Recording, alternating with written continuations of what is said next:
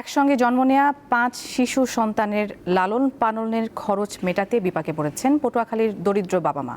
এর মধ্যে ৬ মাস বয়সী ৩ ছেলে ও ২ মেয়ে সন্তানের পুষ্টির অভাব দেখা দিয়েছে। তাই সরকারি ও বেসরকারি সহায়তার দাবি জানিয়েছে পরিবারটি। লাবিবা, হাসান, হোসাইন, মোয়াচিন ও উমামার বয়স ৬ মাস। গোসল খাওয়ানো সহ সবকিছু সামলাতে হয় তাদের মা ও নানিকে। একজন ঘুমালে অন্যজন জেগে ওঠে, চলে নিরবিচ্ছিন্ন সংগ্রাম। ওদের পালতে পালতে আমি সারা রাত ঘুমাতে পারি না। যখন ঘুমাইতে যাই তখন একজনের পরে একজনে উঠে যায়, একজনের খাওয়াই শোয়াই আর একজনে কান্না করে। এই জন্য আমার শরীর অনেক খারাপ, জ্বর ঠান্ডা। গত বছরের ৬ অক্টোবর ফুটফুটে ৫ শিশুর জন্ম হয় পটুয়াখালীর বাউফল উপজেলার সিংহেরাকাঠি গ্রামের সোহেল লামিয়া দম্পতির ঘরে।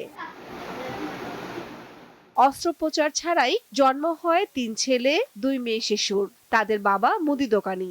সন্তানের চিকিৎসা ও আনুষঙ্গিক খরচ চালাতে ঋণগ্রস্ত হয়ে পড়েছে পরিবারটি। বর্তমানে মায়ের সঙ্গে নানা বাড়িতেই বেড়ে উঠছে তারা। ৬ মাসের ভিতরে মনে করেন আমাদের যে টাকা পয়সা ছিল, জামার যে টাকা পয়সা ছিল, সবকিছু আমরা অনেক ঋণী হয়ে গেছে। এই মুহূর্তে আমরা লোন টোন উঠাইছি অনেক। তারপর আমার স্বামী কিছু গাছগাছালি হেরগুলো বিক্রি করছি।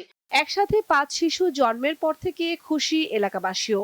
তারাও চায় তারা সুস্থভাবে বেড়ে উঠুক। সরকারি তহবিলে যদি কিছু আর্থিক সাহায্য করতে, আগে ভবিষ্যৎ উজ্জ্বল করার লাগিয়া, লেখাপড়া করার লাগিয়া তারা ভালো সাইন করতে তাল্লা আগে মঙ্গল কামনা করি। লিখিত আবেদন পেলে আর্থিক সহায়তার পাশাপাশি পরিবারটিকে ঋণ সহায়তা করা হবে বলে জানিয়েছেন জেলার সমাজ সেবা অধিদপ্তরের এই কর্মকর্তা। উপজেলা এবং জেলা সমাজ কল্যাণ কমিটি আছে, সেখানে যদি উনি আবেদন করে তাহলে আমরা এই অসহায় পরিবারের জন্য আমরা সমাজ কল্যাণ এই পরিষদ থেকে যে আমাদের অনুদান দেওয়া হয় সেখান থেকে আমরা ওনাকে আমরা এই যে চিকিৎসা সহায়তার জন্য আমরা অনুদান প্রদান করতে পারবো। এছাড়াও ওনার স্বামীর সাথে আমার একবার ফোনে কথা হয়েছিল।